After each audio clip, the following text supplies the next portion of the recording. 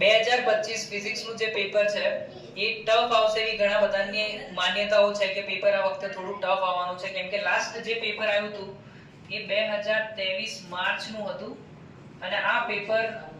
almost જેવું તમે વિચાર્યું હતું કે ભાઈ આવું પેપર આવશે હું આવી તૈયારી કરી રહ્યો છું લાઈક કોઈ એવું વિચારે છે કે એટોમ છે 12મું ચેપ્ટર એના બધા ક્વેશ્ચન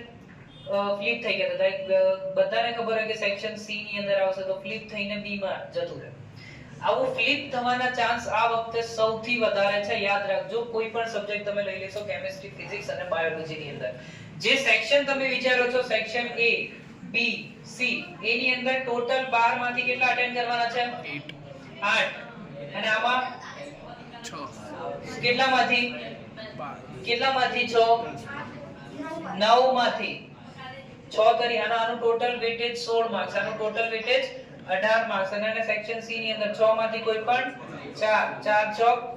16 ટોટલ થાય છે કે નહીં 50 તો આ જે વસ્તુ છે એ બહુ ઇમ્પોર્ટન્ટ છે અને આમાં આ રીતના જો તમે તૈયારી આમ તો બધા જ કરવાના છે પણ આ વસ્તુ ખાસ યાદ રાખવાની કે આ 16 અને આ 18 આમાં મનમાં ના રાખશો કે આ સેક્શન બી છે અથવા તો સેક્શન સી છે જો અથવા તો સેક્શન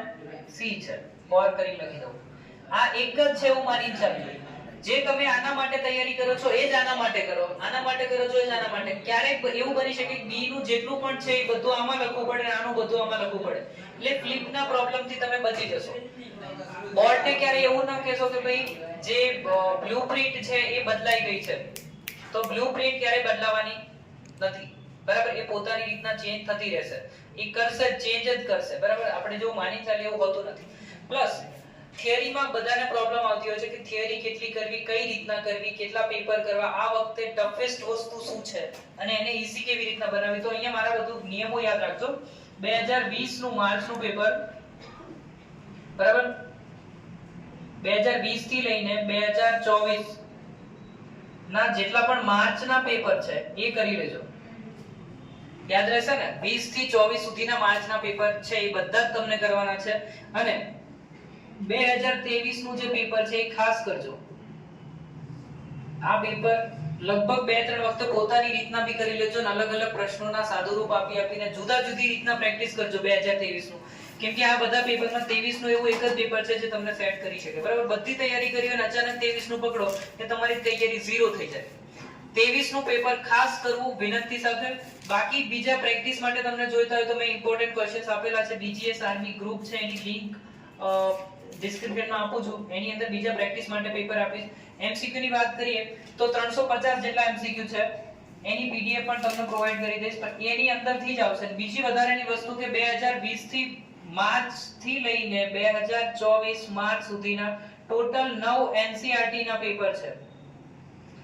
આટલા કરી લેજો 9 પંચા કેટલા થાય 45 એટલે 450 MCQ આની બહાર એક પણ નહીં આવે MCQ કરતી વખતે શું ધ્યાન રાખવું તો કે એક MCQ એ બીજા MCQ જેવો હોતો નથી